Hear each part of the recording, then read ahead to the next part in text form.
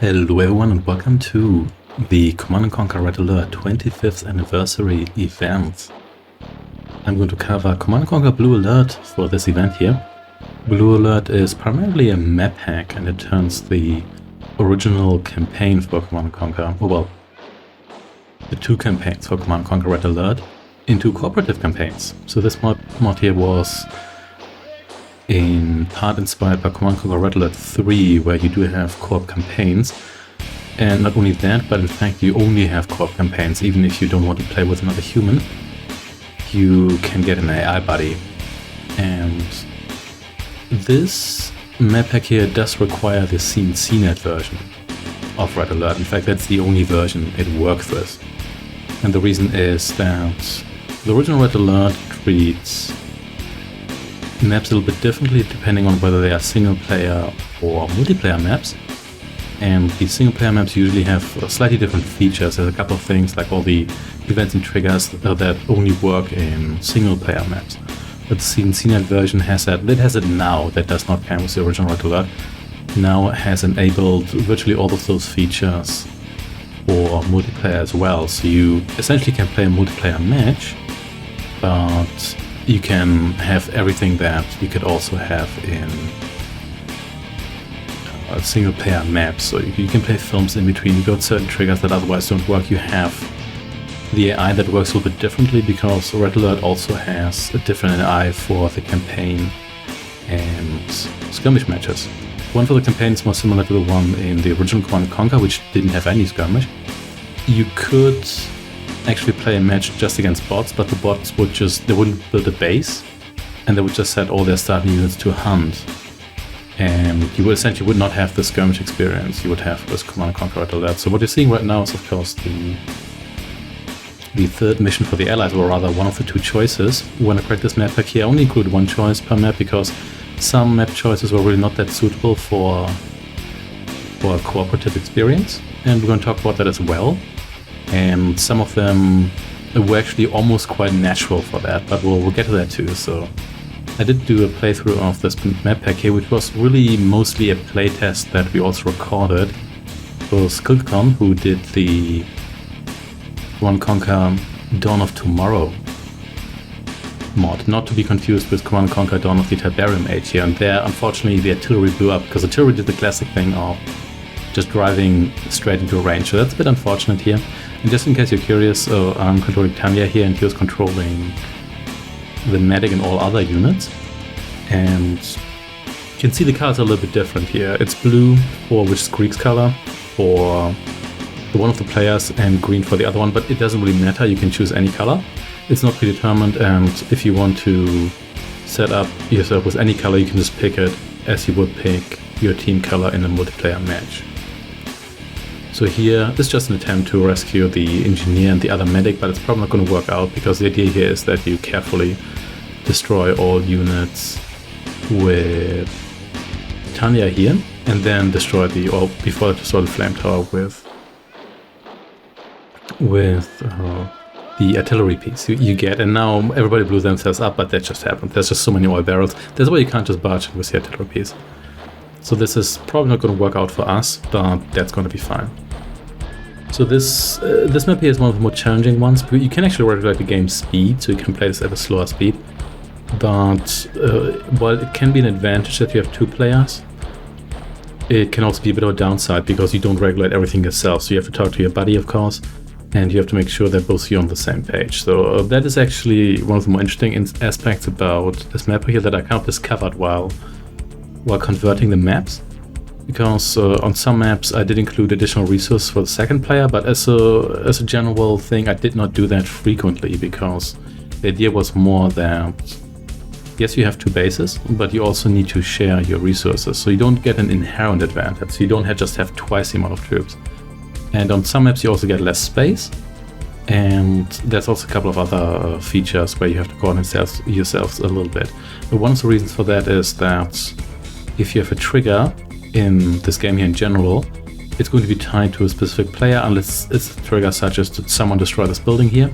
And that has a couple of effects. For example, in some missions you need to take over a building with an engineer, or you need to infiltrate with a spy. And it usually, when the game uses a trigger like that, what it does is it has one condition that says, oh, if player 1 infiltrates this building with an engineer, then this happens, and if the building gets blown up, then that happens, which is usually you lose, because the building is going to be a critical one, and you're not allowed to destroy it. Now, the downside here is that you can only have 2 of these outcomes attached to any such trigger. There's some ways around it. You can work with flags, but it's not easy, and for the most part, you want to keep it at those 2 conditions, which means that you can't really have conditions such as player 1 captures the structure, player 2 captures it, and then it gets destroyed. So that generally doesn't quite work.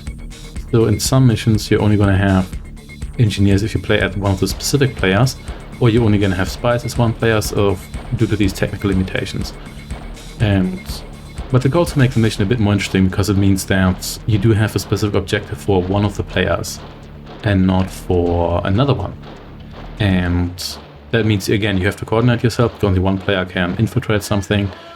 And I think that made this map pack, making this map pack here quite interesting. It's also a little bit difficult to playtest it, because while you can play against yourself, you can add an AI buddy. This map pack here does require you to play with another human player, and the reason for that is also how the AI works. So the AI, we might actually get into that a little bit. So the Skirmisher Eye is the one that can actually build bases and build attack teams and everything by itself, or rather in a predetermined manner. And that we failed the mission because all the green units got killed, and to succeed, both players have to survive. That is also true in Command & Conquer Alert 3, and it's also true for this map pack here. I just added that as a bit of an additional challenge as well, so you have to coordinate yourself, and you also have to make sure that both players survive. So it is supposed to be a combined effort. And so the AI for the skirmish works a little bit differently. That was not one that actually exists in Tiberian Dawn, because that one didn't, as discussed before, didn't really have any, or doesn't have any. Skirmisher Eye, they did add one for the remastered edition, but that's essentially the Red Alert AI slightly rewritten to use the units and structures from the original Command & Conquer. Now the campaign AI works a little bit differently. So the first thing is that there are IQ levels for the AI, a 1 to 5. And the first one is actually the one used by the Skirmisher Eye. And that's the one that can essentially do everything independently. So if you were to give an AI on a mission map like this here, the AI will probably freak out, because it's not really designed to use units and troops on a map like this. Instead, it's supposed to just start with an MCV and just build stuff. That's how it's supposed to work. And for a lot of maps, it doesn't really work with the AI, because the AI is not going to do what you expect it to do. It's going to build stuff you don't want it to build, and it's generally not quite going to behave as you wish. And it also tends to do very strange things occasionally. I've used this AI on some maps, and it doesn't quite work. Occasionally it would deploy its MCV, it would immediately build like an advanced power plant, even though it doesn't have the tech requirements for that.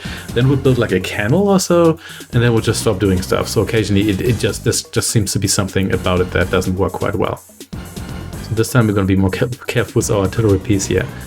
And so the AI has various levels. If you set the AI level to 0, that essentially means the AI only does things that are specific to units. So in addition to there being a general AI for all of the factions or the houses, there's also one. This flame tower is going to take quite a while to go down. There's also one for individual units in the sense that you can just set units to certain stances. For example, you can set a unit to guard, then it's just going to stand there until an enemy unit comes close by. You can set your area guard, then it's going to do the same, except its radius is a bit larger. You can set a unit to sleep, then it's not going to do anything whatsoever. It's just going to stand there, which is good if you want to make a vehicle appear unmanned. And there's also a couple of other things. You can set a house set to mine. If you do that, it's just going to do that, mine. If you set another unit to that, it's not going to do that, because that's a specific command. If you set a unit to hunt, it's going to go after enemy units until all enemy units have been destroyed, or it has been destroyed. And you can also change stances. You can set teams to certain stances, teams just a group of units. And so if you set the AI to 0, then it's going to just rely on unit behavior and do nothing else. Then you can set the AI to 1, then it's a bit smarter. You can set it to 2 and 3, and 3 is the AI that's used for the latter half of the campaign, and 2 is the one that's used for the first half, for the most part. And those AIs can do various things. They can repair stuff if they get a little bit smarter. They can rebuild structures that have been destroyed, even though you have to also designate structures to be rebuilt or not to be rebuilt. And in the earlier missions, it's usually an IQ2 AI. That one is going to just produce some units and structures. Those are predetermined teams. And it may repair structures or rebuild them, but oftentimes it doesn't even do that. So it just starts with a pre-placed base. Now you can actually have an AI build a base as well. However, only one faction can do that. In the original Command & Conquer, that wasn't really much of an issue because for the most part you only had GDI not on all maps, and you did have other factions such as House Neutral or civilians, but those generally wouldn't build anything. They would just have some structures on the map, or there would be there's actually one map where they have a Humvee, there's like civilian Humvee, but they wouldn't have any like large bases or anything. So just having one faction that can actually build a base is not too bad. Now this base is different from the one that the Skirmisher Eye would build. Skirmisher Eye essentially always builds the same base. It might look a little bit differently, but it does have essentially like a blueprint for that. Whereas the AI that's designated to build a base builds in a specific spot as long as production is activated, and it actually has a construction yard, so it can build structures. So you can pre-place all the structures and they're going to pop up where you want. So the AI does not rely on build radius. So if you tell the AI to deploy its MCV and then build a power plant at the opposite of the map, then it will do that, and it can also rebuild it there because the AI can build wherever the hell it wants, or more specifically it can build stuff where you tell it to. So you could add an AI that builds a base and everything for some maps here and to help you out, but the issue is that for maps like this here, which is a tactical mission, you don't really do that. And getting an AI for this mission here scripted that would actually do anything useful, that is virtually impossible. You could turn in some sort of a weird escort mission, but that would not be fun whatsoever. It would probably just be a pain to play. And here, being careful, Artillery is doing some work here as well, and I'm gonna move Tanya tile by tile here just to make sure that none of the dogs come after me. You can also go ahead with the artillery piece because the dog can't attack that one, of course, because the dog can only attack infantry, and it's going to kill that in one hit. Independently from hit points, as far as I know, even the Soviet super units, that one cannot be destroyed in one shot by dogs in some missions, even if it's a super strong variant. Okay, so here, artillery piece is just moving ahead just a little bit. There's Grenadiers here as well, but that one just attacked the concrete wall because the eye frequently hates its own walls. But that's just how it is. There we go, there's a dog. Can't go off the artillery piece, and now it's dead. There's also a V2 launcher. That one's a bit more tricky because it can kill virtually everything you have in one shot, like all your infantry, the artillery piece. Now it does have a has a really long loading time. That's its main weakness. But it shoots instantaneously. It turns a lot faster than the allied artillery, so it's a lot better in that regard. But yeah, so this map was actually one of the more challenging to play in co-op, not to make. So making is for the most part not too difficult.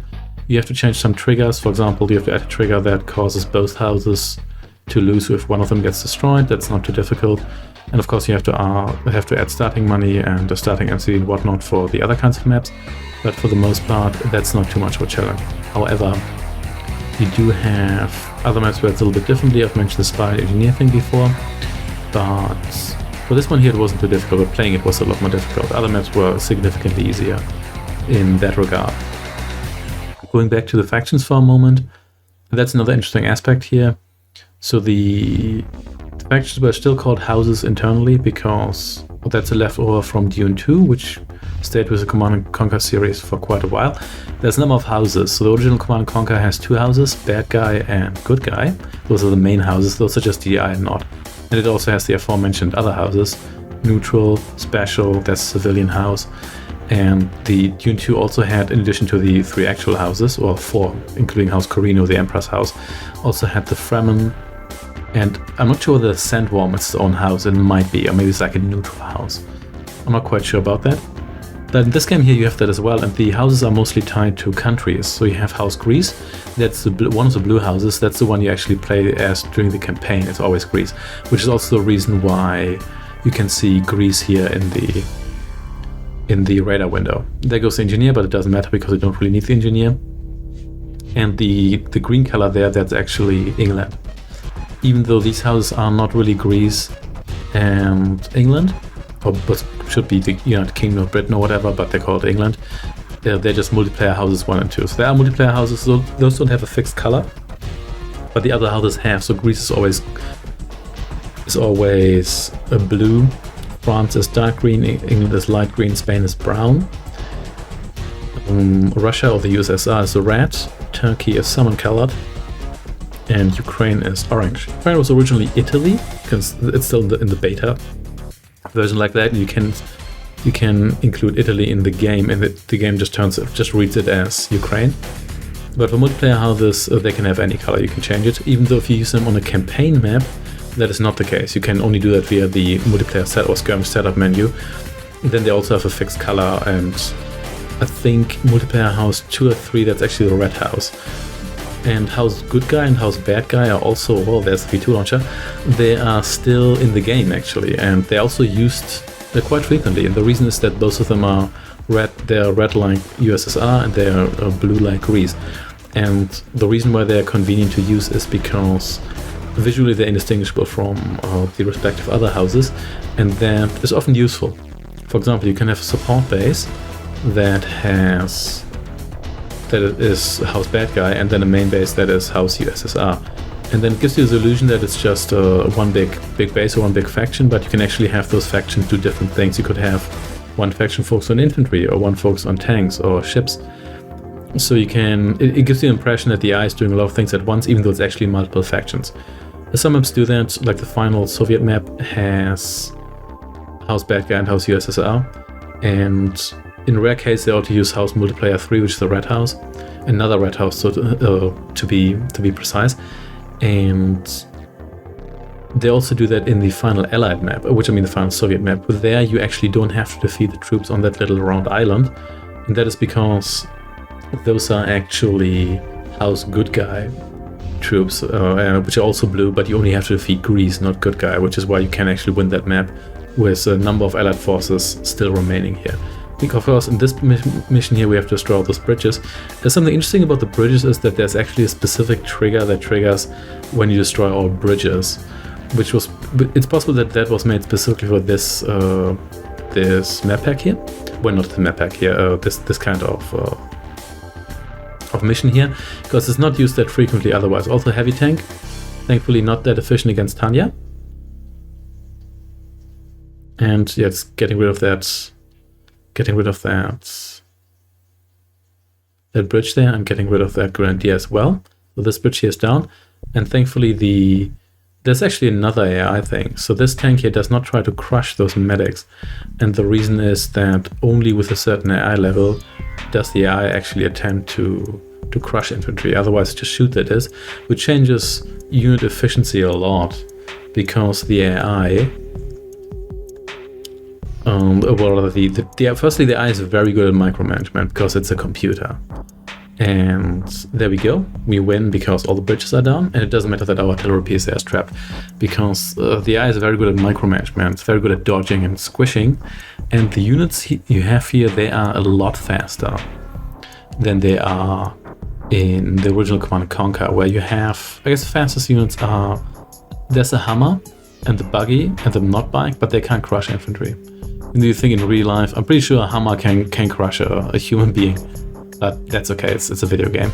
And the APC, that's actually a unit that is fast and can crush infantry because it's a heavier unit.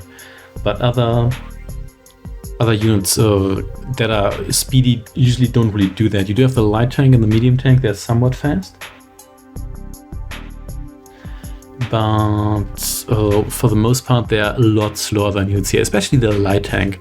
The light tank in Command & Conquer Red Alert is crazy fast, and it's really good at squishing infantry, especially if you have a squad of them, because then it's a lot harder to dodge.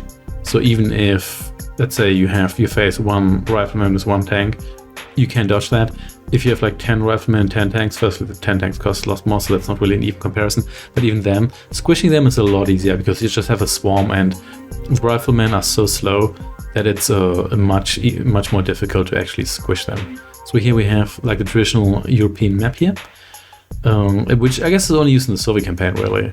Because I guess it would be a bit odd if the Allies used it as well, because then it would kind of imply they use like the same software, like EVA in the original Command & Conquer.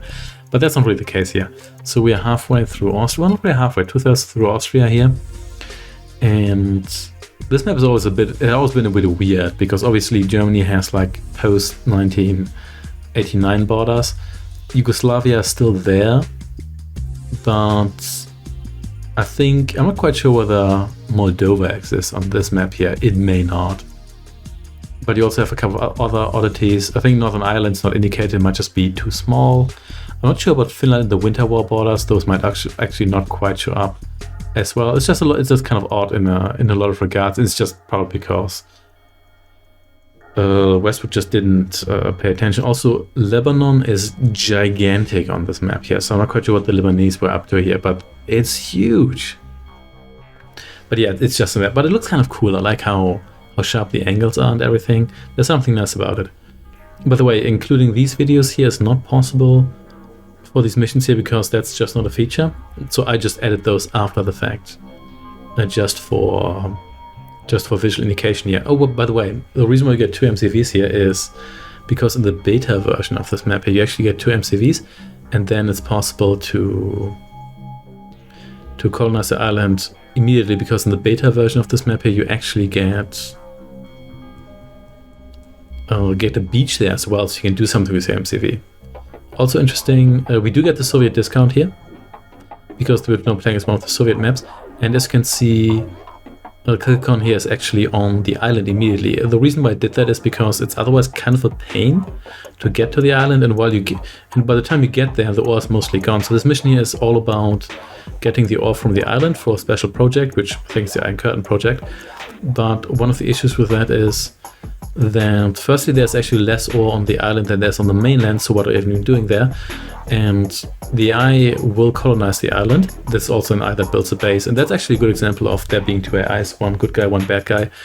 It's actually the House Good Guy that colonized the island, and Greece is on the mainland, I think, or the other way around. It does not matter, because they're otherwise identical anyway.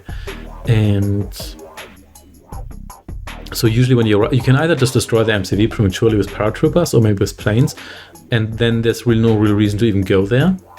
Or what you can also do is let them have the island and then invade, but they got all the beaches, and there's probably going to be no ore left by the time you get there. So there's no really like race for the island to get the resources, and there's plenty of resources on the mainland. Also good time to build a flame tower, because those guys are going to get themselves smoked. Also in the original version of this map here, the Eye actually built thieves. You might still do that here, I'm not quite sure. The thing with the thieves is, just as with engineers in like attack mode, they just enter the nearest structure, which has a 90% chance of not being a silo or a refinery, even though they do occasionally get into one. Same with the engineer in the original Command & Conquer, which would frequently enter your base defenses, because, well, the base defenses are going to be the structures that actually flank your base, so why would you not build those? The reason why both of us are building silos here is actually not because... What is the technician doing there? Not because you actually... Oh, they came out of the vehicle. Not because you actually need them in the long run, because you should generally not hoard money, you should spend it. But also because if you start with valuable minerals, trademark, then, and your harvester gets a scoop of those, then you actually have too much money for your refinery, so you're going to lose money straight away. But this is not Tiberium Wars. What happens in Tiberium Wars, if you have no capacity left, your harvester just stops, even mid-unloading, and is not going to continue until you actually have space, which makes sense. Also, we have rocket soldiers here. Those are highly illegal rocket soldiers. The reason being that the Soviets have those in multiplayer. Also because the multiplayer attack levels and the single player attack levels are actually quite different. It's just the tech itself is only a little bit different. As I said, you just do have rocket soldiers here, and in multiplayer, Soviets can also train Tanya clones. But Otherwise, like, different things are unlocked at different tech levels. I believe it's the same for the original Command & Conquer as well, if it actually has multiplayer tech levels, because their GI is occasionally a little bit behind or not ahead, just because it fits the missions better. But here's an annoying destroyer, but nothing a V2 launcher can't take care of, or a submarine for that matter. So yeah, we're gonna colonize the island here, and we're also going to colonize the mainland and take over that radar. I do have an engineer for that. There's actually a number of missions where you have to take over a structure, but if you destroy the structure, the mission doesn't end, so you can soft lock yourself. It's not that likely, because most players are probably not going to do that, but in other missions, you actually lose the mission. I think here, if you destroy the radar, I think you lose, but I'm not quite sure. But in other missions, such as a Suspicion, the Dark Horseman base mission, if you destroy the control center, you don't actually lose. Instead, you have to sit there until the timer runs out, and then you lose. But you don't lose immediately, which you probably should. But that's also because there might be too many triggers attached to that structure already. So we're going to build a radar here. We should also do that, because the radar is not shared. And also, same goes for spy satellites, by the way. So here, I'm just going to go here. So we went with this summon killer here, because it fits the Soviet Union quite well. Yeah, I tried actually to dummy out the rocket soldier by just setting the rocket soldier to a tech level that's higher than the mission's tech level, but it doesn't work. I could not disable the rocket soldier here. It worked for some maps, but not for most of them, and I'm not quite sure why, to be honest. I set the rocket soldier to like tech level like 15, and the mission at tech level like 5 or 6, something like that, but it just wouldn't work. Also, in the beta version here, you don't get submarines, you only get transports, which is pretty brutal, to be honest, and it might just be because it's beta. There we go, we've got the radar here. You can see the colonization here is going forward. Of course, we want an airfield as well. Even if you don't like planes, you should get for the spy plane at least, and possibly paratroopers and parabombs. Even though parabombs, they're so useless here. The parabombs are kind of interesting, because in the original Command & Conquer, they're absolutely devastating. The planes are difficult to shoot down. You need like 100 SAM sites to even shut down one damn plane. There's not that much anti-air, actually, especially if you're also a GDI faction and facing airstrikes, which does happen occasionally. And they're actually quite strong. They can even destroy a construction yard in one go if you have a couple of planes, because the construction yard is a large structure, so there's a good chance that all the bombs, which are not parabombs, so you can't dodge them that easily, actually drop on the structure. Whilst if you try to destroy something like a guard tower, so most of the bombs are going to miss. Then they're overcorrected. Firstly, the planes delivering the parabombs here now, they are super fragile, and it's quite easy to shoot them down. They come from a random direction. I'm not quite sure what determines where they come from, but occasionally they fly across the entire map, occasionally they just come in from the side. It's not the same logic as in generals, where they come from the direction of your command center or anything. And this might actually be exposed to ships at one point, but we'll see about that. Yeah, so they overcorrected a little bit, but then again, the Soviets already get like 3 support powers there, and the Allies get none, so maybe that's somewhat fair. There's also a little bit of submarine blockade going on there, but we'll get to that as well. And yeah, we're still getting our discounts, so everything's a little bit cheaper than it otherwise would be. You also get that discount if you play in casual mode in the original Command & Conquer in the remastered version, which I guess is no longer the original Command & Conquer then, but never mind. There's a light tank here, but that's not too much of a challenge. Of course, the light tank, or 2 light tanks, because we have heavy tanks here. So that's not going to be that bad. Even though heavy tanks, they don't do double the damage of a light or medium tank. Thank you, Harvester, for squishing that guy and helping us out, because their rate of fire is actually slower. I think the light tank's rate of fire is actually the highest. I think the light tank might actually have the highest damage output, or the medium tank, one of the two. Actually, no, it might be light tank, heavy tank, medium tank or so, I'm not quite sure, but the medium tank, of course, is sturdier. It can actually survive a Tesla Zap, which I think the light tank can only survive if it's actually moving, because of moving units take less damage. So we're gonna get our army here ready. This is a base that the Eye builds from the ground on. It needs quite a while for that. I liked how that ore truck just phased out of that refinery. One of the reasons is, I don't actually know, but the Eye builds quite slow. If you wanted to build the base at a reasonable speed, you should give it 2 MCVs, even though aesthetically that might not be that might not actually be that great, because it occasionally looks a bit odd if you give it more than one construction yard, if it's just supposed to be a regular base here. But yeah, I found this from a cooperative point of view quite an interesting map, because it essentially allows you to change how the map plays. You could make the case that we should have left it more intact, but to be honest, there's some thieves. There's very little space on this part of the map anyway, so it's not really suitable for 2-player bases.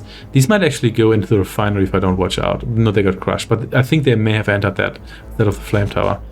So you should be careful there. And so I found that was a good opportunity to change how this plays out a little bit. I also did that in the 11th Allied mission. That's the one where you have to clear the Volga River for the Allied Navy, because there you do get a second MCV as well on the other side of the river. Actually, no, I don't think you do get one on the other side of the river. I think you have to cross it yourself. And then you can set up a bird base there, or you can deploy both the MCVs. And then, hey, paratroopers just landing there. And then you can establish a base there, which isn't really necessary, but you can also get the build speed bonus, which I usually prefer. And yeah, let's land those guys there just to blow up those barrels. That medium tank just decided this is not the day to fight. Oh, there's more thieves. Interesting, which you never get during the campaign, because I don't know why. The thieves are like tech level 15 or so. I think their tech requirement is higher than the chronosphere or something. Something ridiculous like that. And not that chronosphere is terribly useful, mind you, in this game here. And what I want to say is that, yeah, in that mission, Clear the Volga River, I just had one player start on one side of the map and one player on the other side of the map, because that felt like a very natural way of doing things. And I think I quite enjoyed modifying that map in that way. It also means the map plays a little bit faster, of course, because you have a base there, but to compensate for that, I did not have the AI build a base on the eastern shore of the river. Instead, I just gave them a base immediately, even though it wouldn't produce troops quite as quickly as I thought it should originally. There's some thieves here. Let's see whether we can stop those. If not, it doesn't really matter too much. And the others get reinforcements here, of course. Also, no more mines here, thank you very much. You can actually have the AI lay mines, but only if you predetermine it. You can just take a mine layer and then have it deploy itself on various waypoints. That essentially creates a minefield, but you can also pre-place mines. But I found mines annoying because they're frustrating to deal with. You can't detect them in any usual means. The only way to really detect mines is to try to build a structure on the thieves that just hang out there, to build a structure on where you think the mines are, and if there is a structure, then they're not going to be placeable there. You're going to get the red not triangle, the red square there. And that feels a bit odd always, because that does not sound like an intended way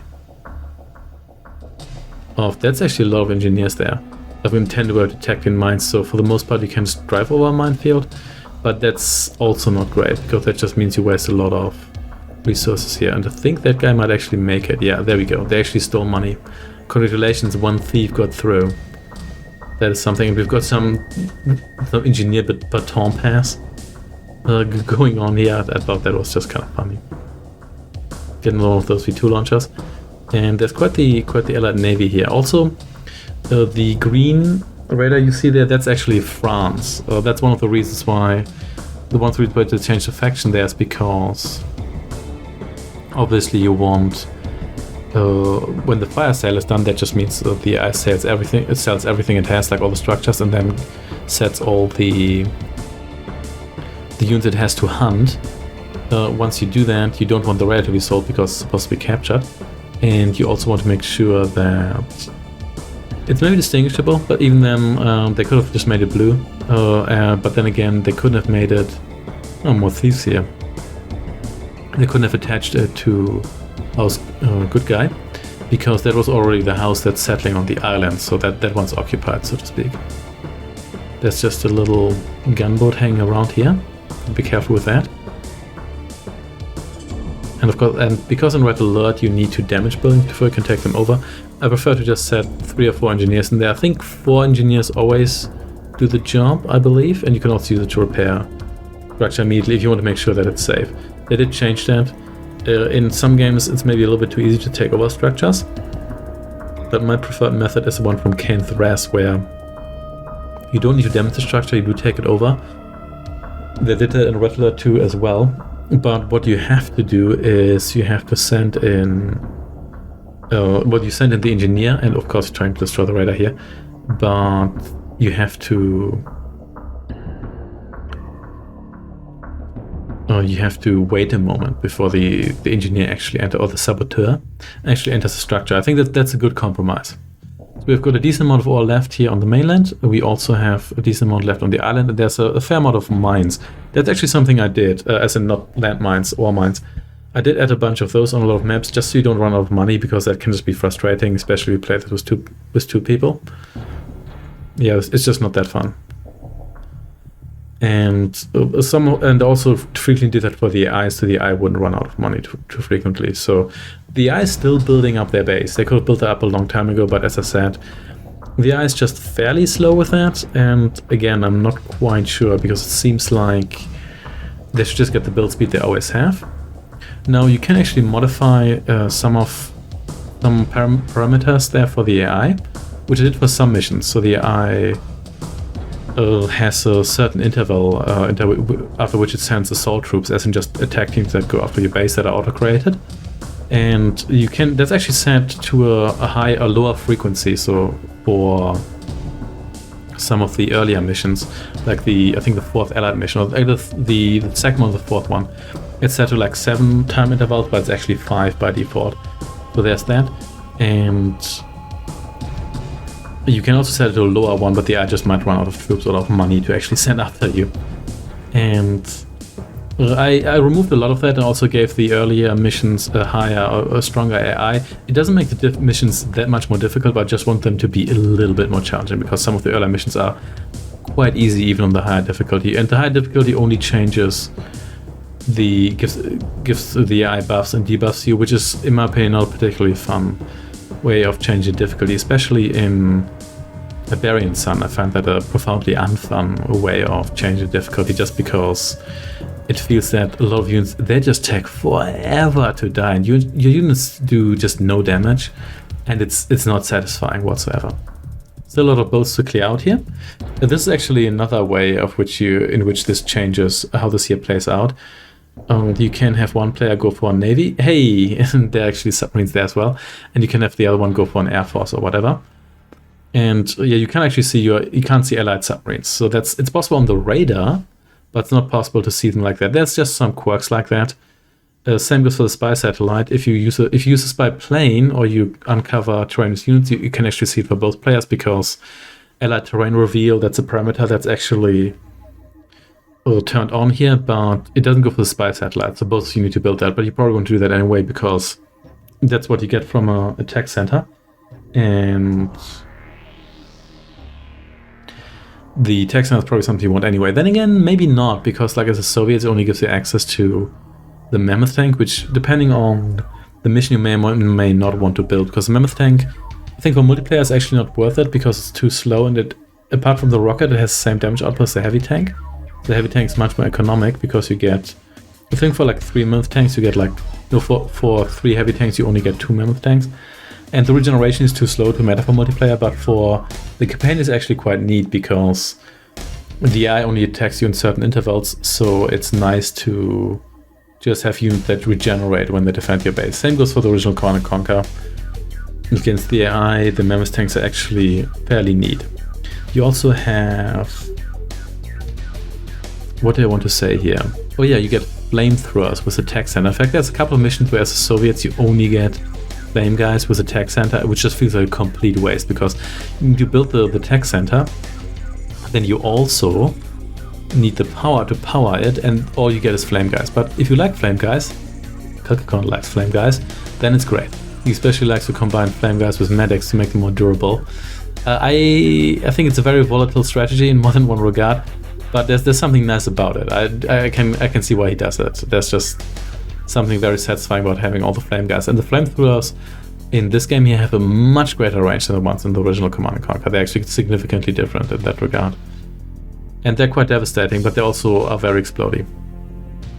So here, I'm just going to sneak in my riflemen, because riflemen, they actually have a very high damage output for the money they cost. Consider this for think the Mammoth tank costs, I think 1,750 credits or 1,008. I forgot what exactly, but you get something like 15 to 20 riflemen for a single Mammoth tank, and the damage output is way higher. But the main downside is that they die to like one flamethrower, or they can just be squished by a single light tank or so. But apart from that, oh, there's a lot of submarines here, which I didn't see even because I didn't pay attention to the radar. But yeah, it's quite the intense landing here. We're D-daying our way through this situation here. So that's maybe not worth it to build. There we go, and fire sail. Build them just for that. Yeah, the fire sail is the mechanic I like quite a bit. Essentially, it means that the eye sells everything it has and then swarms you with everything it has left, which often is a lot of riflemen. And because it's just sold all the structures, and it's a very convenient mechanic because it prevents you from doing the thing where you have to hunt down every single last rifleman and every single unit or other unit, because they come after you, even the ore truck. They do it with every single unit, including technicians and ore trucks, or like mine layers that are out of mines. And even, I guess, to be fair, the ore truck can actually crush your infantry. So on some of the earlier missions, the ore truck is literally the most dangerous unit, which is kind of fun. But yeah, this mission here, quite a fun way to play it, a lot faster than the original, and in my opinion a bit more fun than the original, even though I think my favorite version is still the beta version, which I think is superior to the release version, which is not true for most beta maps. A lot of beta maps are a bit rough, but then again they're beta maps and they were never intended for release. The final map we're going to have a look at here is actually the final Allied map, and this map here also took some inspiration again from the Red Alert beta. And so in the Red Alert beta, you actually start with a base immediately. There's no Tanya section. And instead you get some support by von Essling and Stavros. There's two attack teams actually named after them. They have to clear some Mammoth tanks and then you get your base immediately. And that map is actually inferior in my opinion because it has a ton of submarines which are just unfun to take out. There's an island base which is just kind of a pain to deal with. And yeah, it doesn't really work properly, but that's fine. So here, I changed it a little bit. So the Tanya section has been dropped completely for two reasons. First reason is that it's not that easy to play with two players. I guess you could give one player the thieves, but the other reason is also that it's just not that fun. So it starts with a bunch of barrels exploding, and if you don't immediately move Tanya and the thieves south, you're just going to lose. And that's just no fun, because it's not really challenging, it's just a total beginner's trap. So all that happens is you just lose this mission instantaneously, then restart it, reduce the game speed, and then you just replay it, and that's essentially all you do. So I removed that entirely here. I did make choices like that for Give Them Hell for a couple of these maps here. This is actually one of my favorite cutscenes as well, just driving to Moscow here. I did, with these very, like, I don't know, like 1980s looking cars, I did look like I like that quite a bit. That in the beta they give you a base immediately, so I did try to adopt that. And the map's actually quite large, so there's no wasting space with two bases. And you also face two Soviet bases, a small support outpost and a larger base. So I thought it was kind of nice to split the two players up a little bit as well. So you do start in the spot where you're supposed to build your base, and you do have to face some opposition, but it's not that much. Yeah, one thing you might be wondering about is, can I actually play this map pack here on easy or hard difficulty? The reason is no. Well, that's not the reason, that's the answer. The reason is that the difficulty just gives you a bunch of modifiers. And that is the case until Tiberian Sun. The Tiberian Sun still has modifiers, so all it really does is it would debuff you or buff the enemy or the other way around, depending on the difficulty, but that's not an option in multiplayer. We're just going to face some tanks here, but that's okay. And I'm going to destroy this church here because it's a church, so there's going to be a crate inside. Also, actually, no, there's no crate. I may have removed that. You can actually turn on random crates here for these maps as well, because they are multiplayer maps, so you have that option. I would not recommend that because it might just completely mess up the game. If you do that, you can actually get like an MCV on maps where you're not supposed to get one. And yeah, in case you're wondering, And no, you cannot play this on here and any other version except for the CNCNet one, because that's the only one that has the right feature to allow single player stuff on multiplayer maps. So not even the remaster has that. Yeah, but I don't mind that too much, and you can play it through CNCNet. So if you download this mod here, then you're also going to get full instructions on how to run specifically, and also some advice how to best play it, in my opinion. So we're going to prepare our forces here. And I think this version here, the Soviet timer to start production, is still a little bit too long, so the Soviets are not going to attack us early enough, but that was modified, so if you download this map pack now, the Soviets are going to be a little bit more aggressive. So here, this mission here is actually a lot easier than the final Soviet mission, in my opinion. It's not really one of the hardest maps, because now you get all your tech, even though as the Allies you kind of cap out in like mission 6 or so, because that's when you get medium tanks. That's all you really need. As Soviets later on, you get the Mammoth tanks, the Tesla Coil, and some other things like the MiGs. I guess you get longbow helicopters later. Those are pretty good, but apart from that, you kind of cap out at that, and that's kind of all the tech you need. But that's just how it is. So Kilkakon here is doing just fine, getting those valuable minerals. That barracks is extremely green because it already has green as its main color, and then he also has green as his faction color, which is kind of neat. We're gonna get another ore truck here. Straight away, and also the radar, because I'm playing this in 640x400 stretched to 640x480, which is the original like red alert resolution, and it shows you enough, in my opinion, but it also means you really want the radar, because otherwise you feel a bit blind. You can play this in like 720p or 1080p if you really want to, or I don't know, 4K, which means the map is too large, it's too small for even the area you see, but there's no real reason to do that, but you will see a lot more, so you don't need the radar that early. I think you just sent someone down there, so the flamethrower and the dog took care of that. I'm gonna get a camo pillbox here. One of my favorite base defenses, because it's somewhat sturdy and it's so good against infantry, and I really like that it just guns down infantry like it's nothing. There's actually someone hanging around there, but never mind. So yeah, we're gonna start harvesting here, and then we're going to clear out the map here sooner or later. So yeah, there's also some missions in this map pack here, which I think are a little bit more difficult with 2 players, because you have to coordinate yourself a little bit more. For example, the mission where you have to... there's an enemy soldier left here. I actually intend to delete that, but I was hidden behind a tree, so I didn't see it. And that one might actually be neutral, but I'm not quite sure about that. So I'm going to get a tech center here to get the spy satellite going. And I might need some extra power for that, but we'll see about that. Yeah, the mission where you have to evacuate Kosygin, the Soviet defector, you actually have as many resources as you usually have, but you have 2 bases, so you waste some resources because both of you need certain buildings, such as a refinery or an arms factory, whereas if you play it with just 1 player, what you would do is just need 1 copy of those structures.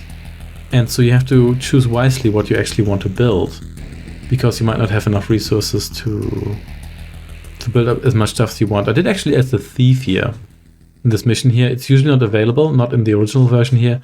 The reason is that you do start with thieves in the original, and I don't really see why you wouldn't have thieves here, because it's not like the thieves break the game or anything. They're so powerful that you can't have them in even the final mission. I mean, we've got the chronosphere, but there's still a lot of stuff you don't get, like multiplayer stuff such as the missile silo, which, I mean, in the on these maps here is actually quite devastating. You do get it in some of the Soviet missions. Actually, do you? I'm not quite sure. I may not have added that. I don't think we do, so never mind. I got it in another map pack I made, so I might be confusing stuff here, yeah. The Soviets should be attacking by now, but I think I set their attack delay for a little bit too long, so they're not being as aggressive, but they aren't the original. You can get the chronosphere. Not super useful, but it does have some applications, but we'll get to that. So here we have, you can get yourself repaired as well. Another thing is that you can help one another out here. Well, for example, 1 player could go for an air force, 1 player could go for ground forces, which means you have to concentrate on less stuff. And I mean, in other games where you have upgrades and stuff, it also means you could focus on, 1 player gets all the upgrades for air units, 1 player gets all the upgrades for ground units. But Command & Conquer isn't really that kind of game. It doesn't really have upgrades until generals. And then even you do have them later in a certain way. You have them in Red Alert 3 because you have support powers, and some of those are upgrades, like the 3-bomb upgrade for your fighters, or the Supreme Air Force upgrade, whatever it's called. But Tiberian Wars does have it as well, so they do have some upgrades, but it's not that many. It's not like it has the Age of Empires thing where you have like 4 upgrades for like melee weapons, because you don't really have the melee units, but whatever. And one thing I want to say is regarding the difficulty. So you can only play it on one difficulty, because that's just the nature of the game. But I think medium difficulty is, to be honest, fine, because hard difficulty occasionally feels like all of the units are just super weak and the enemy units are just a bit too strong. So it's, in my opinion at least, it's fine if you just have one kind of difficulty. They're just the normal one. Then everything deals as much damage as you feel it probably should. So that's generally fine, in my opinion. Yeah, in Tiberian Sun, they still have the modifiers. In fact, they're worse than ever. But from what I know, the attack teams are also a bit different for the AI. And then Red Alert, they have a proper high or low difficulty, depending on how you want to see that, because in some of those missions, the maps actually changes. It's still the same map file, but it changed depending on the difficulty. For example, in the Chicago mission, if you play on easy mode, you don't have any anti-air around the Grand Cans you need to destroy in the beginning, so you can destroy them with your Rocketeers. On medium difficulty, you do have anti-air, and I think on hard mode, I'm not even sure you get Rocketeers, or at least you have to move in, I think, with your cruiser, or your destroyers, not your cruisers. There's no cruisers in Red Alert 2. And so it makes it a bit more difficult. So it's actually more of a legitimate challenge, and you don't have to relearn stuff like, oh, if I have 3 tanks, they can destroy 1 enemy light vehicle and 1 barrage. And then you play on hard mode, and then the light vehicle tanks like 100 shots, which just would be frustrating. So you don't have any of that stuff anymore, which in my opinion is a much better design. It's more exhausting because you have to essentially have like 3 designs, and hey, space satellite, but that's also okay with me. And I mean, for Red Alert 2, obviously someone else has already made the map, so that's not my work, but I would have been willing to do that for this map pack here in general if that was a feature, but it's not a feature, and I never used that ore truck, but it's a new one, so it's fine. Another thing here regarding difficulty is that in a lot of games the AI just get additional resources and stuff. That is not really true, even though since the AI does get a speed buff, its harvesters are actually a bit faster, so it does get a slight economic edge, but not much. The original Command & Conquer was actually supposed to have easy normal difficulty as well, but they were a lot more subtle, no modifiers as far as I know. Instead you had stuff like the AI crushing you earlier or later, so the crush and no crush logic would be a bit different. And here we go. By the way, in case you're wondering how the Iron Curtain works for the AI can't use the Iron Curtain. Well, these guys really want to go to my base here. Instead, what the AI does is it just has an attack team that just gets vulnerability as an ability. It just triggers at one point, and that is tied towards having an Iron Curtain or not. So the AI is not really using the Iron Curtain, but the programmers did a pretty decent job at giving you the illusion that it is, which I think is kind of nice. So we have 2 Soviet bases here, the southern base. Where are you going? That is House Bad Guy, and the northwestern base, that is House USSR, and we need to destroy both of them. I'm gonna get some pillboxes here flanking that path. It looks kind of nice, and I want to make sure that we have some anti-infantry defense there. Yeah, this guy is invulnerable, but it's okay. We're just gonna keep pounding it. The Iron Curtain doesn't even last that long, and with some luck, this guy's just gonna attack structures. You might be set to attacking power structures or just attack anything. Yeah, there's an attack anything in the command or to hunt down the AI. Occasionally I'm not quite sure what the AI does with them, because those riflemen that sort of went up by Kilkakon, they were supposed to go up by his base, but then they went north and then south again, even though I didn't send them to any such waypoint, so I'm not quite sure what the deal with that is, but yeah, that's just how it works.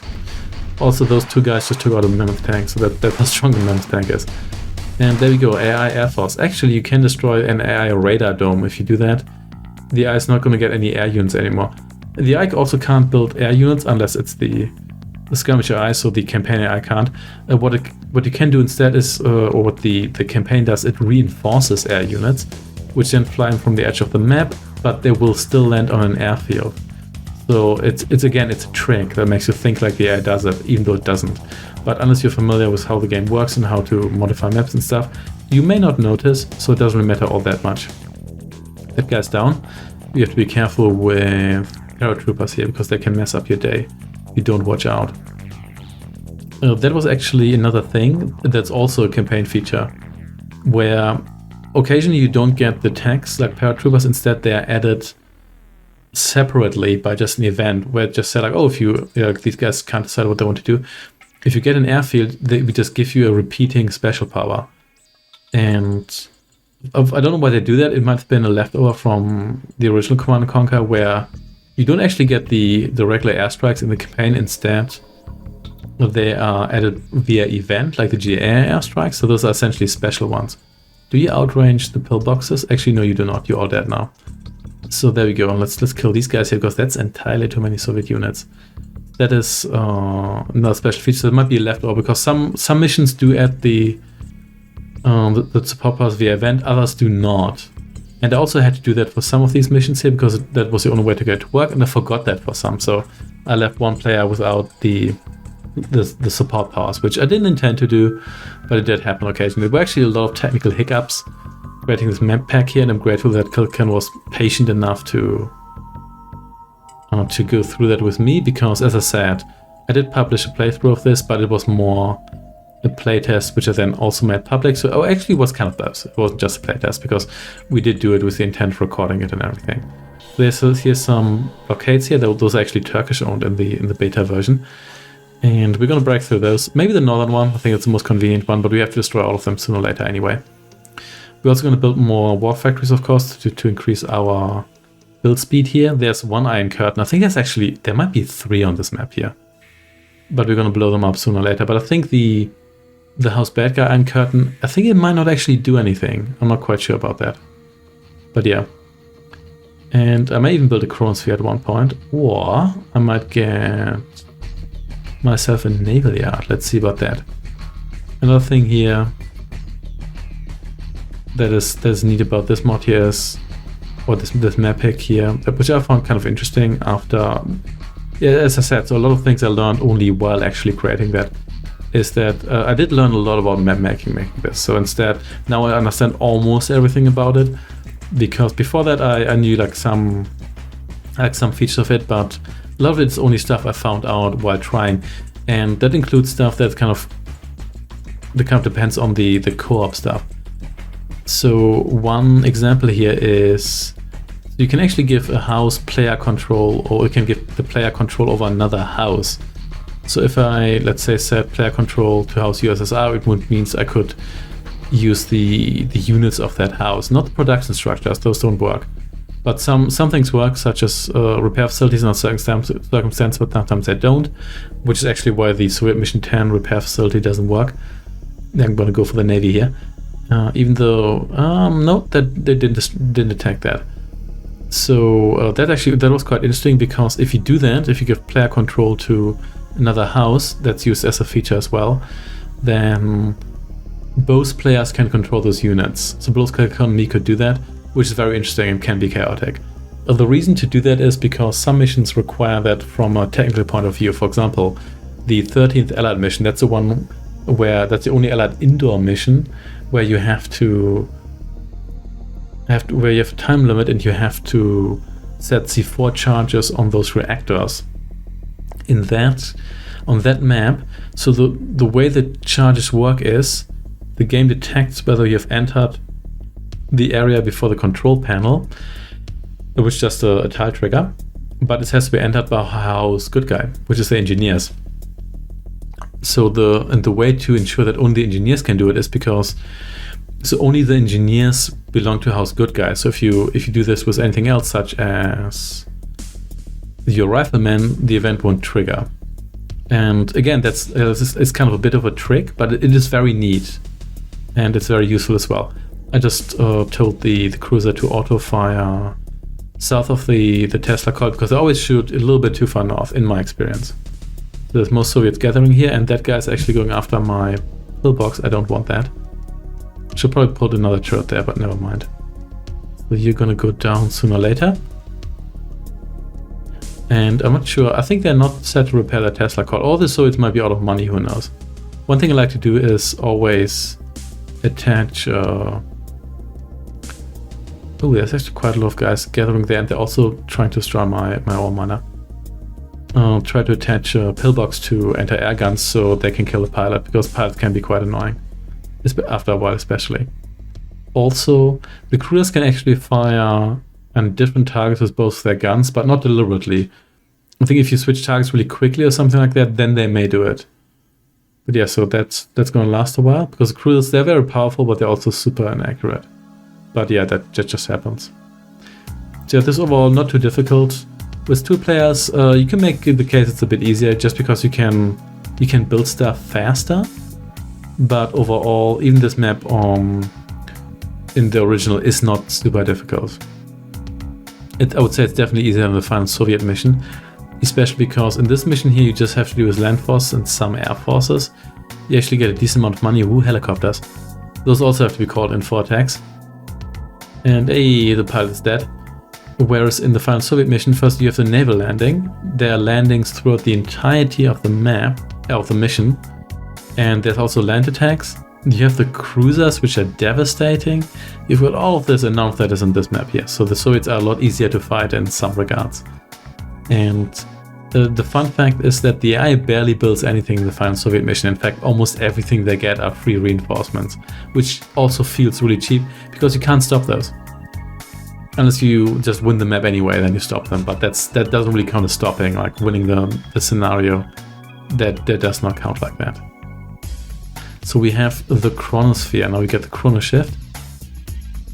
It's our support power here. Shifting cruisers can actually be quite useful, and they're trying to destroy our naval yard here. That is not very nice, I think. And actually hit that guy there. But that's fine.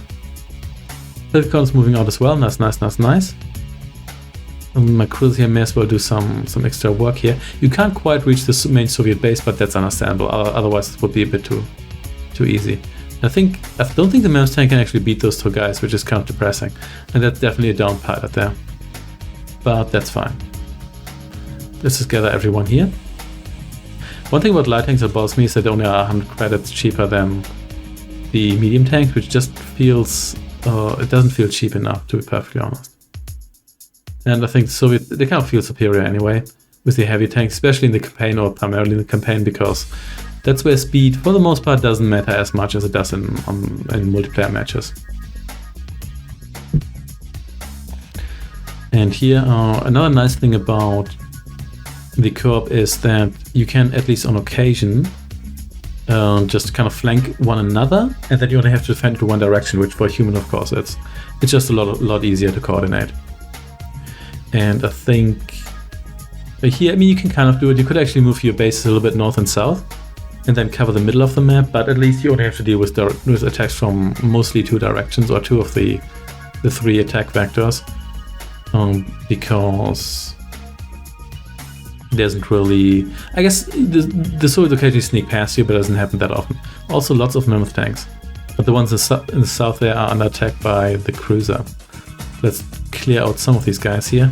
This attack here may fail, but you do at least have the chance to destroy some structures and some guard units here that you won't have to fight a second time there.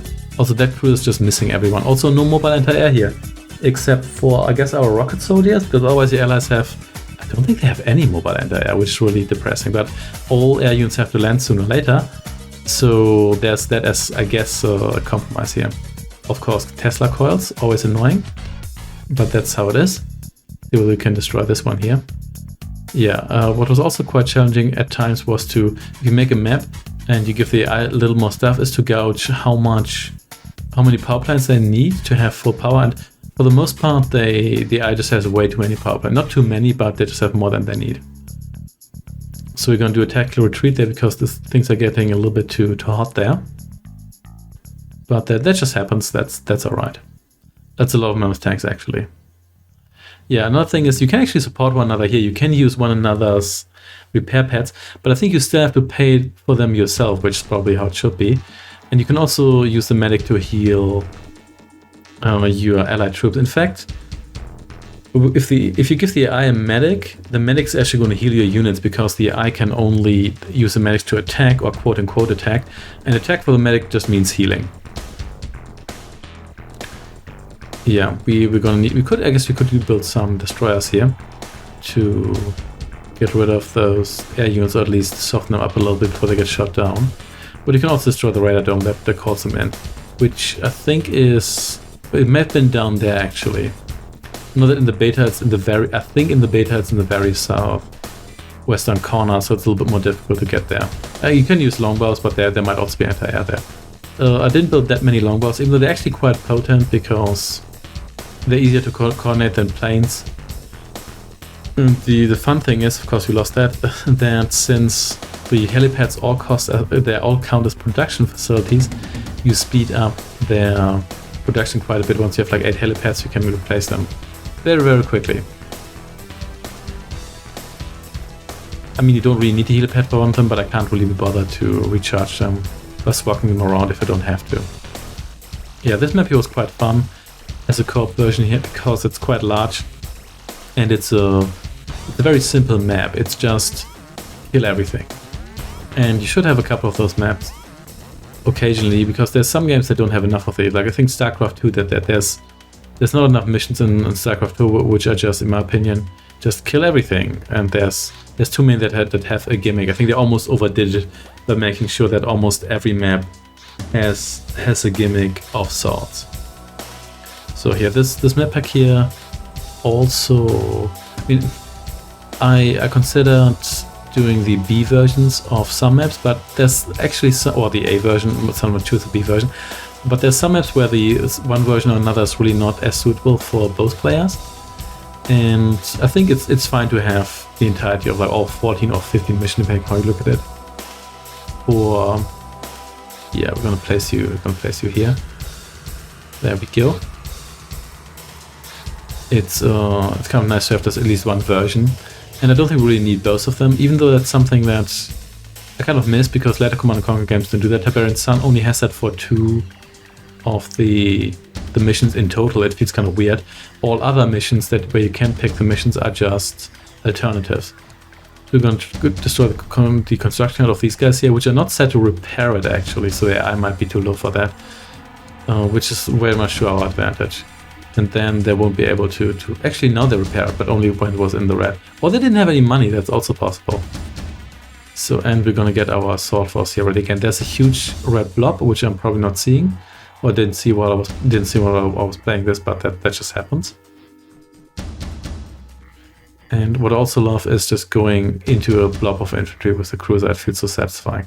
But yes, you can see I do a lot of manual aiming here and shooting the ground, just so I actually hit what I want to hit. But we do have enough force here to repel this attack here, so at this point it's going to be difficult for the Soviets to overwhelm us.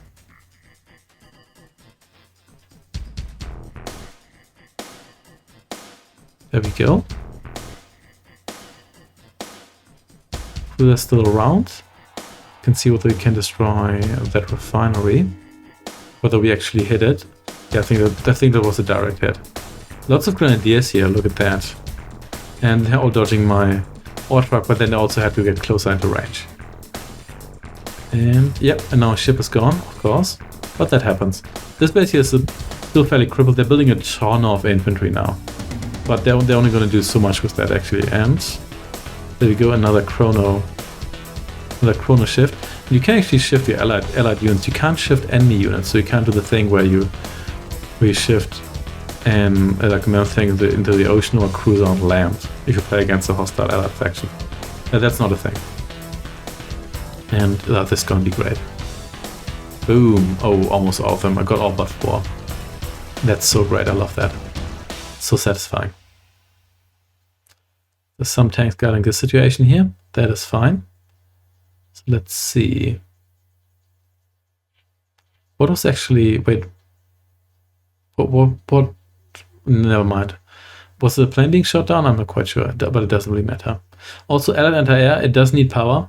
Well, it does go out when there's no power. The Soviet one needs power as well, but Soviet SAM side, they're so bad compared to the allied anti-air gun. The allied anti-air gun is absolutely savage. But then again, the Soviets, they do have more air units. I'm not sure whether they have better air units, because it could make the case for the longbows as good as everything else. They certainly have more of them, so there's that. Yeah. I think they're going. Oh, why are you even half? Oh, it's the It's the fire sale from House Bad Guy there, so that's why the ore trucks are here. That's fine. I guess they're trying to crush the pillbox, whatever they're doing there, but of course that's not going to work. So now that area is nice and clear. So if you want to take over their stuff, you better do it before you destroy all the production facilities, because I think them losing all their production facilities is the condition to sell everything. There we go. They actually managed to destroy one of my war trucks, but it's acceptable. It's going to crush all their infantry here. That's how it's going to work. And maybe one of these here just to be sure. Over there. They still have planes left, but that's fine. We can get some more anti-air guns here because I blew up one of them. Also built a medic. I'm not entirely sure why I did that, but never mind. Memstang coming for us. That's fine. And here we go. Got that anti-air gun. Get another one of that and also medium tank. And I've got high build speed, which is great. The final Soviet mission, it's actually, I found it a bit easier with 2 players because, not because you don't really get more resources, I ensured that, but because you have to focus on less stuff. So when we played that, I would go after the early cruisers and I would play submarines in a way that, there we go. We'll play submarines in a way that they, after I destroyed the naval yard, one of the other naval yards, they would be able to rebuild it because I just placed the submarine in the way, and I would also block the incoming cruisers. And in the meantime, Kilkakon focused on land defense. That actually makes it a lot easier because that way you just have to focus on less. And even though you could even make the case you have less resources because you have to have 2 bases, someone's blocking that repair pad. Like from purely human point of view, it's actually a lot easier to play the game like that. We do have a decent assault force here, and the Soviets they don't have as much stuff as they used to, which is nice. And I think they might also be running low on money because if you look at the ore here, there's some ore left in the very south. And ooh, there we go, helicopter fleet. Yeah, I've got the navy. He has the helicopter fleet. We both have land forces. There's some left around in the middle here where we are right now, and some southeast of the Soviet base, but not really that much. There's one rifleman here just shooting at our stuff, but that's fine. Yeah, this is the final Soviet map was a bit easier. And even though that map is what you can also do on that, what I like to do is just block the beaches completely. It's a bit cheap, but so is the AI with unlimited reinforcements. That makes it a lot easier if you know where the attacks are coming from. If you don't, then it's a lot harder. Or build enough Tesla coils to just be able to zap all the transports before they even land. But that's not that easy. You might need like 3 Tesla coils for that. But yeah, here we're mostly done. The Soviet base is still standing, but we control most of the map. The support base has been destroyed, and it's going to be a lot easier to just focus on one attack there. So we have more chronosphering here. Can destroy all those airfields, even though, as I said before, I don't think the AI actually has, of course, the situation here again. I don't think the AI actually calls in more planes. They're called in certain intervals until you destroy all airfields or until you destroy the radar, like one specific radar, not any radar, because that kills that trigger that does that. And they're selling stuff, that's always a good sign. That means they're low on money, which is excellent. So the time for the final assault is going to come soon. Yeah, one reason I named this Blue Alert is just because as a pendant to Red Alert, I thought about calling this Command & Conquer Combat Arms, but there already is a mod that combines Red Alert and Tiberian Dawn for this, so I didn't want to call it that because no need to infringe on someone else's mod name there. And I wasn't super keen on that, but it would have been fitting because you have 2 players combined here. Why did you blow that up? You have 2 players combined here, which is kind of neat. So it's still mounting a number of offenses here. Quite frequently. I should probably repair that. But I think I can at least destroy the V2 launcher here. There we go. And then it's time to coordinate your attack. Yeah, if you play this with a friend, I recommend you do use voice chat. It's just a lot easier, especially for some tricky missions like the 12th Soviet mission, where you have to take over those 3 tech centers in a very short amount of time. If you don't coordinate that well, then you might mess things up considerably for both of you, and it's very easy to lose. Another downside with this map pack is, well, if you consider the downside, is that Wait, can you save multiplayer matches with the CNCNet version of Red Alert? I'm not quite sure. Maybe you can, maybe you can't, but we played all of these here with no saving. It's just one go, one take, which is not the easiest way to play some missions here. Yeah, one thing I couldn't really get done is to have the 5th Allied mission where you have to liberate Tanya to have a part for 2 players in the beginning, so player 1 is just going to play as a spy, and until that's done, player 2 literally does nothing. But that's just how it is in that mission. I thought about maybe having like 2 spies or so, but that is impossible to work out like event-wise. And so now both of us are going to get into position to start the hopefully final assault. So let's see. Yeah, so if you want to try out this map pack here, you're going to find a download link in the description. You're also going to find a link to some links to the other Red Alert 1 25th anniversary events, and you're also going to find links to the playthroughs of Kilkakon and myself here. So it's the same playthrough, but it's from both our perspectives. So you can enjoy it twice if you would like to, but I would really recommend you play this map pack yourself. You are going to need a buddy for it, but at least the CNCNet version of Red Alert or the original Red Alert is freeware. So you don't have to do any financial investment. It's going to run on literally any laptop at this point here. If you can't run the original Red Alert, your computer has to be ancient. This game was not demanding even if when it came out. And so it just woke up. And the CNCNet version is fairly easy to install. CNCNet itself, not very complicated. And there's a couple of settings I recommend for this map pack here, but all of those are mentioned in the README file. So if you want to make sure you get the best experience out of this, just check that one out. And just in case you're curious, OpenRAW does not support this map pack here because it's essentially an entirely different game using the same visual assets. And we are squishing this base here. Nevertheless, going to take out the Tesla coil because we're never going to give the Soviets low power before those Tesla coils are down. They do have a nuclear silo here. I think if you destroy the Kremlin or St. Basil's Cathedral, then the nuke fires, or maybe if you destroy the nuke silo itself, I'm not quite sure about it. But even then, it's a campaign nuke, so it's going to destroy everything in one shot. But even then, it's not that big of a deal, because at this point here, we can probably rely on being able to destroy almost everything here with the troops we have. So it's not going to be too big of a deal. And yeah, so it's barely have anything left. And the Tesla coils are probably the scariest thing at this point here, but even those, I mean, they're not that powerful. And they're also selling stuff, again, good sign, because it means that we're fighting an enemy who's short on change, and that's always good. Still building their V2 launcher though, maybe from the money they saved there. It wouldn't surprise me, let's put it that way. I think there's also mines around, there's actually mines around the Soviet base, but I think those are just anti-personnel mines, like the Allied ones, not actually the Soviet ones, not the Allied mines, which are the anti-tank mines.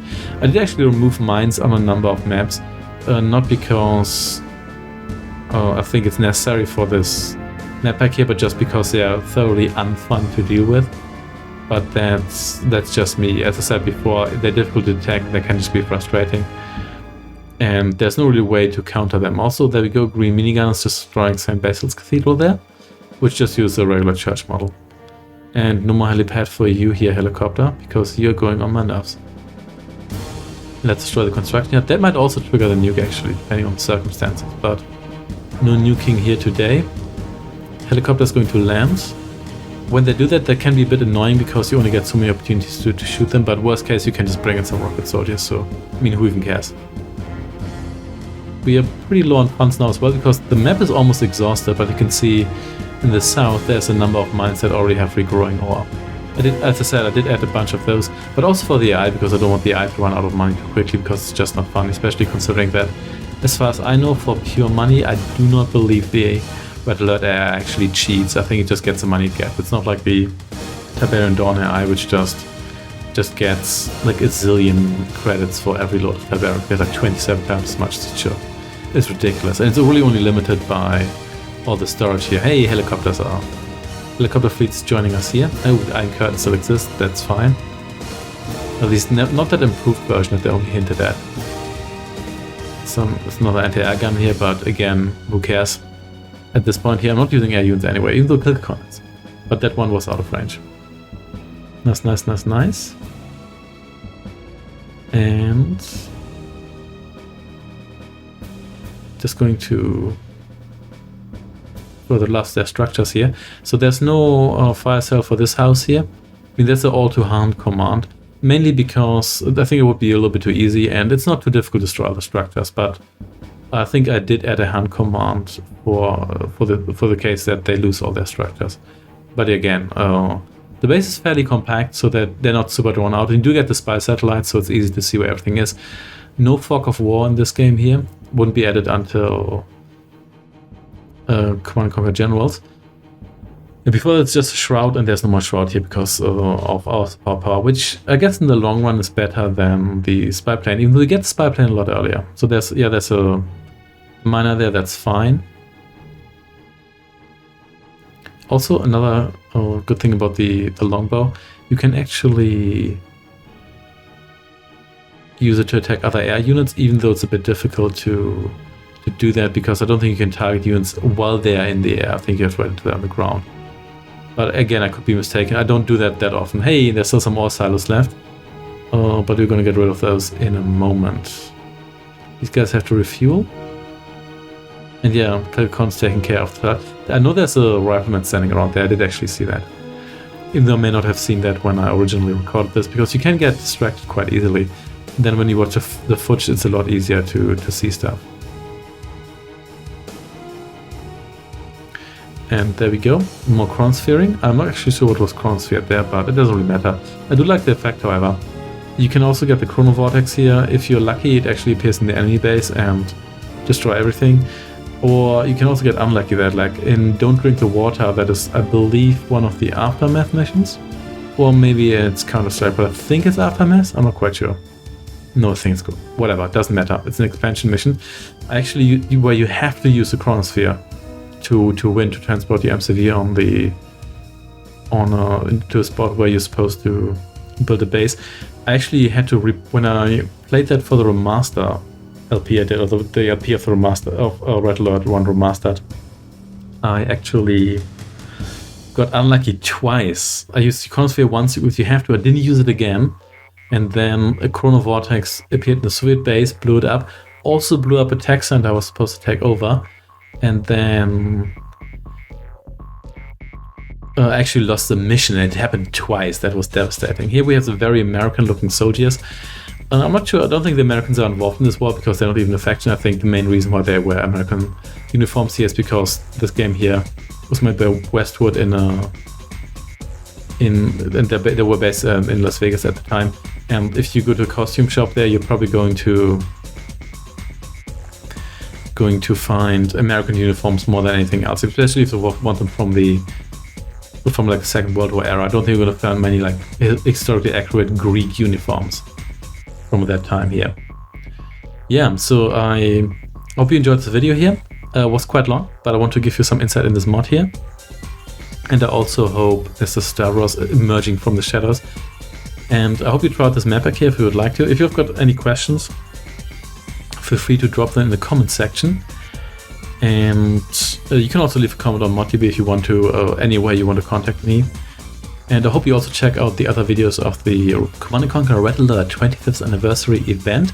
Some of them are going to be about OpenRA, some are going to be about Red Alert 2 and 3. This one here is about the original Red Alert. And so everything's going to be covered. And yeah, I hope you have fun with that. Thanks for watching all of this, and take care.